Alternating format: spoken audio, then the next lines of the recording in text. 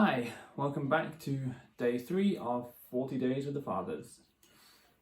We're carrying on with the Epistle of Mathetes to Diognetus, chapters 7 to 12 of the original text. Today's reading is the second and final half of this letter to Diognetus. There's a lot more in these final chapters which focuses on the glory and majesty of Christ and how he is Lord and Creator of all. This is in contrast to the ancient Greeks who said that fire was a god, or water, or various other elements, which means that technically anything could be a god to them. But the Christians recognise that the Word is creator of the elements, and therefore greater and deserving of majesty and worship. There's a lot of emphasis on the word, or logos in Greek, in these chapters, and has some great descriptions of the nature and love of God throughout the remaining portions of this book. But interestingly, you don't see the name Jesus or the title of Christ in here at all, though there's no mistaking who the author is writing about.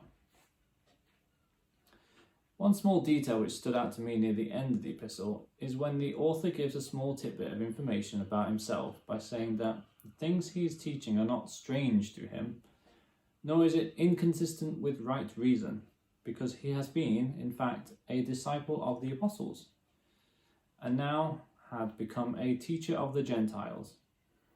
The use of the title, the Word, throughout, and the high majestic descriptions of Jesus and the Father does have a striking resemblance to John's Gospel, but the themes of the letter also bear similarities to the tone of the Pauline epistles.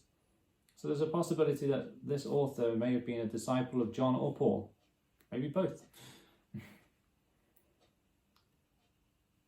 Towards the end of this apologetic, an explanation is given as to why it took so long for Christ to come into the world, which gives us a good insight into the minds of the early Christians, as well as a very poetic description of the incarnation and the atonement.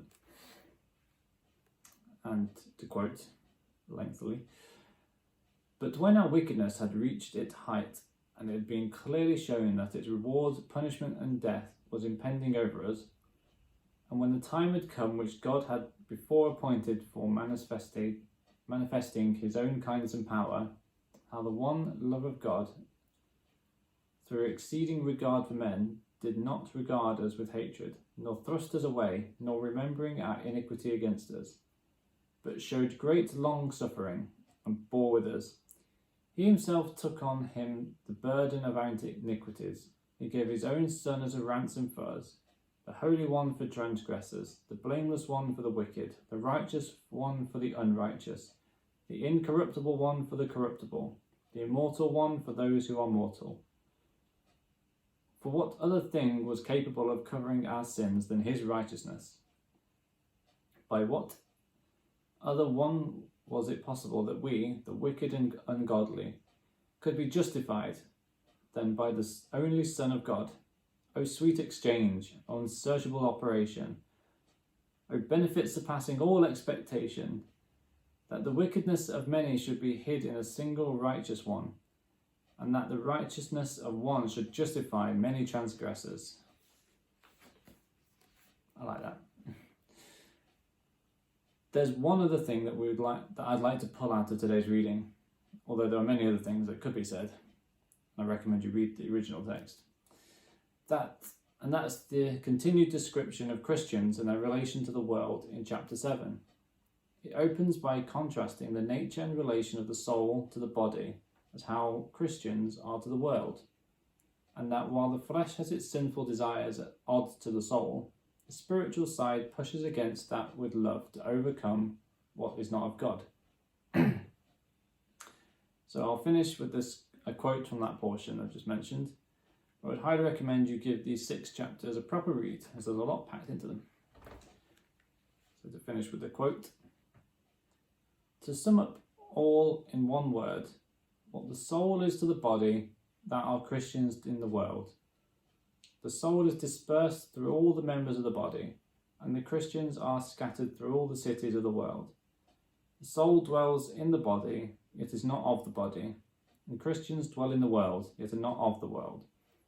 The invisible soul is guarded by the visible body, and Christians are known indeed to be in the world, but their godliness remains invisible. The flesh hates the soul and wars against it, though itself suffering no injury, because it is prevented from enjoying pleasures. The world also hates the Christians, though in no wise injured, because they abjure pleasures.